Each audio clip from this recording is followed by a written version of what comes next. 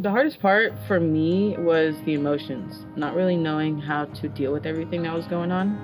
Like, I knew I should feel some certain way, but I didn't know how to really express those feelings. I remember specifically the night it happened, and I remember being at my grandmother's and then getting the call from our biological mother's husband at the time that the CPS thought it was for the safety of us that we were removed. And I remember being scared because I remember our world was going and changing from something I had known and been comfortable with to something I never thought I would experience as a young 12-year-old. You know, I was the youngest one going through it. I wasn't really sure like what to make of everything because I didn't really have a full understanding because I was so young.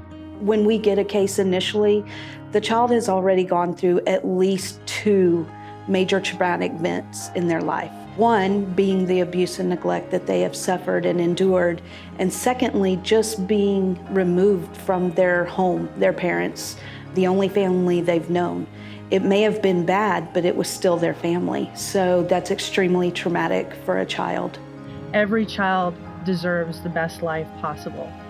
And these kids have so much potential. And when I found out about CASA, I thought, wow, that is a true opportunity to really get in there and help them.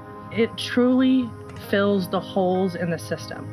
Child Protective Services is busy, the counselor is busy, everybody is doing the best that they can, but our role is to fill in the gap. Some players in the court only see one piece of it, but I saw all of it. I saw where they live, I see where they go to school, I see their family and friend relationships, and then I write a court report and I advocate for them. And sometimes that's not the easiest role to fill.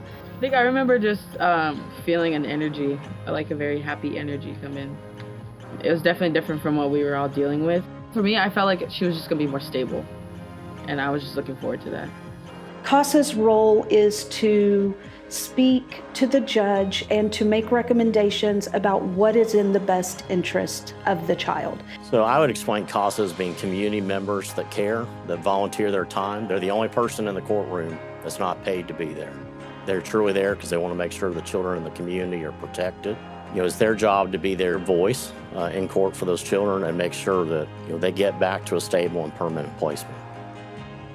One day, those children are going to grow up to be adults.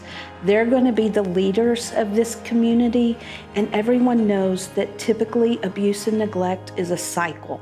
And so the part that they play, the role that they play in ensuring that the best interest of that child is carried forward and carried through with, helps to ensure that we will have solid, healthy leaders in the future. I think they benefit because they have someone that they can trust, someone that's going to walk through the entire process with them. During like any times of trouble or like when we started feeling like we just didn't want to do anything anymore, we're just tired of all these random people coming and doing checkups, just tired of everything else. Sarah would randomly show up at the door. We don't want them in the system, we want them to thrive, so everybody benefits from CASA. When people ask me if they should consider becoming a CASA, my first response is, why would you not? Who doesn't want to be a part of making a positive impact on a child's lives? These children, more than anybody, need positive role models because often up to the point where they come into the care of the state, they have not been faced with many positive role models. And as a CASA advocate, you get that ability to go and visit a child each month and to help make a positive impact in their lives. Who wouldn't want to do something like that?